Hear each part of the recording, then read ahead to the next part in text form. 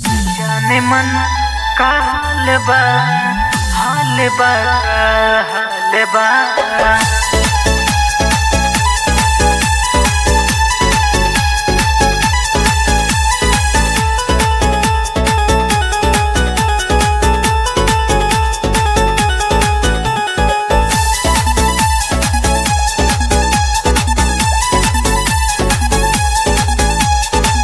जाने मन का हाल बा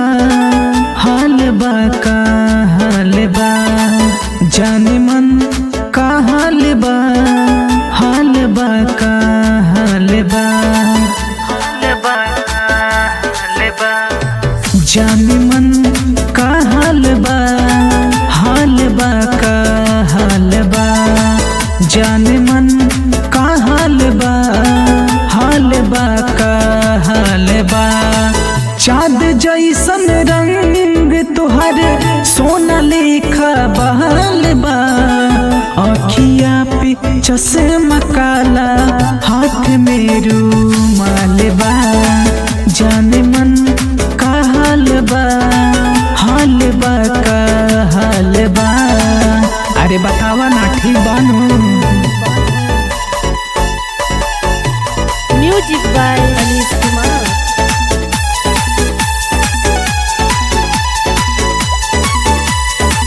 चाँद जैसन रूपवा तोहर का सुहाने शाम बा।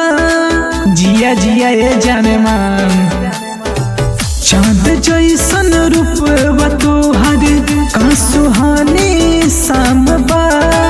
ई करे जाए हसीना तनी बताव का नाम बा। थोड़ी सी घबरालू तू थोड़ी सी शर्मालू तू। टेढ़ा मेढ़ा राहू में नागिन साबल खालू तू। दूधवा लेखा गोरे बदनिया का गुलाबी गहल बा। धड़कन बढ़ते हमारे का गजब ई चाल बा। जाने मन का हाल बा का हाल बा। जाने मन का हाल बा हाल बा हाल बा।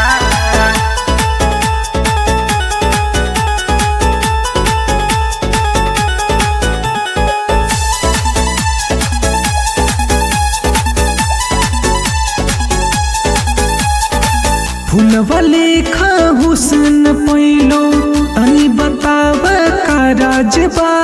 बतावा नहीं करे जा।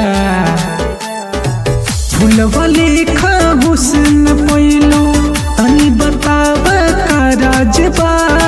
खुशबू से पागल कैलू का गजब अंदाज बा। प्यारी प्यारी बतिया में